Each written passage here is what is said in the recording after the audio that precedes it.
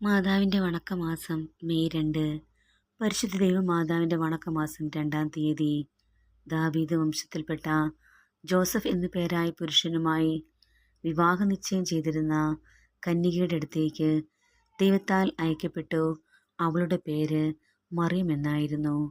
ദൂതൻ അവളുടെ അടുത്ത് വന്നു പറഞ്ഞു, ദൈവകൃപ നിറഞ്ഞവളെ സുസ്തി, കർത്താവ് നിന്നോടുകൂടെ. ലൂക്ക 1:27-28. പ്രാർത്ഥന. ലോകപരിത്രാതാവിൻ്റെ മാതാവാകുവാൻ ദൈവത്താൽ പ്രത്യേകവിധം തിരഞ്ഞെടുക്കപ്പെട്ട പരിശുദ്ധ കന്യകേ, ഞങ്ങളും സ്വർഗഭാഗ്യത്തിന് അർഹരായി തീരുവാനുള്ള അനുഗ്രഹം ദൈവത്തോട് അപേക്ഷിച്ച് ഞങ്ങൾക്ക് വാങ്ങിത്തരണമേ. ഞങ്ങളുടെ ലോക ജീവിതത്തിൽ അനേകം പ്രതിബന്ധങ്ങളും പ്രലോഭനങ്ങളും തരണം ചെയ്യേണ്ടിയിരിക്കുന്നു. അവയിൽ നിന്നെല്ലാം മുക്തി പ്രാപിച്ച് ഞങ്ങൾ അങ്ങയോടുകൂടി സ്വർഗീയ സൗഭാഗ്യത്തിന് അർഹരായി തീരാനുള്ള അനുഗ്രഹം നൽകണമേ. ഞങ്ങൾ ബലഹീനരാണ്. അവിടുത്തെ മധ്യസ്ഥം ഞങ്ങൾക്ക് പ്രത്യാശ നൽകുന്നുണ്ട്. നന്മ നിറഞ്ഞ അമ്മേ, നിന്റെ ശക്തിയാൽ സ്വർഗ സൗഭാഗ്യത്തിലെത്തിച്ചേരുന്നതുവരെയും ഞങ്ങളെ നിരന്തരം സഹായിക്കണമേ. ഇത്രയും ദയുള്ള മാതാവേ, നിന്റെ സംഘത്തിൽ ഞങ്ങൾ ഓടിവന്ന് നിന്റെ സഹായം തേടി നിന്റെ മാധ്യസ്ഥം അപേക്ഷിച്ചവരിൽ ഒരുവനെയെങ്കിലും നീ ഉപേക്ഷിച്ചതായി ലോകത്തിൽ കേൾക്കപ്പെട്ടിട്ടില്ല എന്ന് നീ ഓർക്കണമേ. കന്യകകളുടെ രാജ്ഞിയായ മറിയമേ, ദയുള്ള മാതാവേ, ഈ വിശ്വാസത്തിൽ ധൈര്യപ്പെട്ട് നിന്റെ തൃപ്പാദത്തങ്ങൾ ഞാൻ അണയുന്നു. നെടുവേർപ്പെട്ട് കണ്ണുനീർ ചിന്തി പാപിയായ ഞാൻ നിന്റെ ദയാധിക്യത്തെ കാത്തുകൊണ്ട് നിന്റെ തിരുസന്നിധിയിൽ നിൽക്കുന്നു. അവതരിച്ച വചനത്തിൻ്റെ മാതാവേ, എൻ്റെ അപേക്ഷ ഉപേക്ഷിക്കാതെ ദയാപൂർവം കേട്ടരുളണമേ. ആമേൻ. ജന്മപാപമില്ലാതെ ഉത്ഭവിച്ച ശുദ്ധമറിയമേ, പാപികളുടെ സങ്കേതമേ, ഇതാ നിന്റെ സങ്കേതത്തിൽ ഞങ്ങൾ ഓടി വന്നിരിക്കുന്നു. ഞങ്ങളുടെ മേൽ അലിവായിരുന്ന് ഞങ്ങൾക്ക് വേണ്ടി നിന്റെ തിരുക്കുമാരനോട് പ്രാർത്ഥിച്ചു കൊള്ളണമേ. സ്വർഗസ്ഥനായ ഞങ്ങളുടെ പിതാവേ, അങ്ങയുടെ നാമം പൂജിതമാകണമേ. അങ്ങയുടെ രാജ്യം വരണമേ. അങ്ങയുടെ തിരുമനസ് സ്വർഗത്തിലെ പോലെ ഭൂമിയിലുമാകണമേ. അന്നു വേണ്ടുന്ന ആഹാരം ഇന്ന് ഞങ്ങൾക്ക് തരണമേ. ഞങ്ങളുടെ കടക്കാരോട് ഞങ്ങൾ ക്ഷമിച്ചതുപോലെ ഞങ്ങളുടെ കടങ്ങളും പാപങ്ങളും ഞങ്ങളോടും ക്ഷമിക്കണമേ. ഞങ്ങളെ പ്രലോഭനത്തിൽ ഉൾപ്പെടുത്തരുതേ, ദുഷ്ടാരൂപിയിൽ ഞങ്ങളെ കാത്തുകൊള്ളണമേ. ആമേൻ. നന്മ നിറഞ്ഞ മറിയമേ സുസ്തി, കർത്താവ് അമ്മയോട് കൂടെ സ്ത്രീകളിൽ അമ്മ അനുഗ്രഹിക്കപ്പെട്ടവളാകുന്നു. അമ്മയുടെ ഉദരത്തിൻ ഫലമായി ഈശോ അനുഗ്രഹിക്കപ്പെട്ടവനാകുന്നു. പരിശുദ്ധ മറിയമേ, തമ്പുരാൻ്റെ അമ്മേ, പാപികളായ ഞങ്ങൾക്ക് വേണ്ടി ഇപ്പോഴും ഞങ്ങളുടെ മരണസമയത്തും തമ്പുരാനോട് അപേക്ഷിക്കണമേ. ആമേൻ. പിതാവിനും പുത്രനും പരിശുദ്ധാത്മാവിനും സ്തുതി, ആദ്യം മുതൽ എന്നേക്കും. ആമേൻ. പിതാവിനും പുത്രനും പരിശുദ്ധാത്മാവിനും സ്തുതി, ആദ്യം മുതൽ എന്നേക്കും. ആമേൻ. പിതാവിനും പുത്രനും പരിശുദ്ധാത്മാവിനും സ്തുതി, ആദ്യം മുതൽ എന്നേക്കും. ആമേൻ. സുകൃതജപം. ദൈവമാതാവായ കന്യകാമറിയമേ, ഞങ്ങൾക്കും നീ മാതാവാകണമേ. മാതാവിൻ്റെ വണക്കമാസം 2-ാം തീയതി. 6-ാം മാസം ഗബ്രിയേൽ ദൂതൻ ഗലീലയിൽ നസ്രത്ത് എന്ന പട്ടണത്തിൽ ദാവീദിൻ്റെ വംശത്തിൽപ്പെട്ട ജോസഫ് എന്നു പേരായ പുരുഷനുമായി വിവാഹനിശ്ചയം നടത്തിയിരുന്ന കന്യകയുടെ അടുത്തേക്ക് ദൈവത്താൽ അയച്ചു. അവളുടെ പേര് മറിയം എന്നായിരുന്നു. ദൂതൻ അവളുടെ അടുത്ത് വന്ന് പറഞ്ഞു, ദൈവകൃപ നിറഞ്ഞവളെ സുസ്തി, കർത്താവ് നിന്നോടുകൂടെ. പരിശുദ്ധ കന്യകയെ ദൈവം തിരഞ്ഞെടുക്കുന്നു. ആദ്യ മാതാപിതാക്കന്മാർ ചെയ്ത പാപം മൂലം മാനവരാശിക്ക് ലഭിച്ചിരുന്ന ദൈവിക ജീവൻ നഷ്ടപ്പെട്ടു. എങ്കിലും മാനവവംശത്തെ രക്ഷിക്കാൻ പിതാവായ ദൈവം സ്വപുത്രനെ ലോകത്തിലേക്ക് അയച്ചു.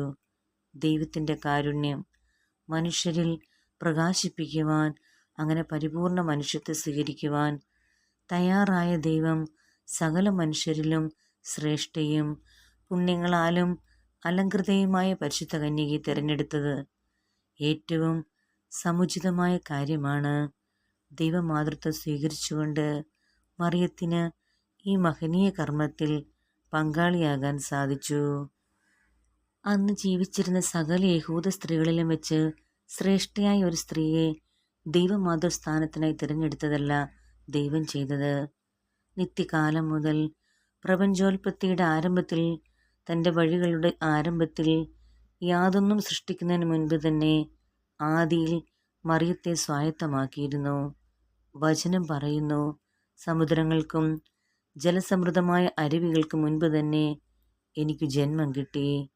പൂഴിത്തരിയോ നിർമ്മിക്കുന്നതിന് മുൻപ് എനിക്ക് ജന്മം നൽകി. സുഭാഷിതം 8:23. ഫ്രാൻസിൽ ഒരു സംഘം വിദ്യാർത്ഥികൾ വിനോദയാത്ര നടത്തുകയായിരുന്നു. അവരോടൊപ്പം തീവണ്ടിയിൽ കയറിയ വൃദ്ധനായ ഒരു യാത്രക്കാരനെ അവർ ശ്രദ്ധിച്ചു. വൃദ്ധൻ കുറച്ചു സമയം കഴിഞ്ഞപ്പോൾ ജപമാല എടുത്ത് ജപിച്ചുകൊണ്ട് പ്രാർത്ഥനാ നിമഗ്നനായി. അയാളുടെ മതവിശ്വാസത്തിൽ അവജ്ഞ തോന്നിയ നിരീശ്വരവാദികളായ ചില വിദ്യാർത്ഥികൾ ആ വൃദ്ധനെ അപഹസിച്ചുകൊണ്ട് സംഭാഷണം ആരംഭിച്ചു. ഇത് കേട്ടിട്ടും അദ്ദേഹം പ്രാർത്ഥന തുടർന്നു. അവൻ്റെ പ്രാർത്ഥന കഴിഞ്ഞപ്പോൾ മതവിശ്വാസത്തെ വ്രണപ്പെടുത്തുന്ന രീതിയിൽ പല കാര്യങ്ങളും വിദ്യാർത്ഥികളോട് ചോദിച്ചു. അവയ്ക്കെല്ലാം അദ്ദേഹം പ്രശാന്തനായി മറുപടി പറഞ്ഞു.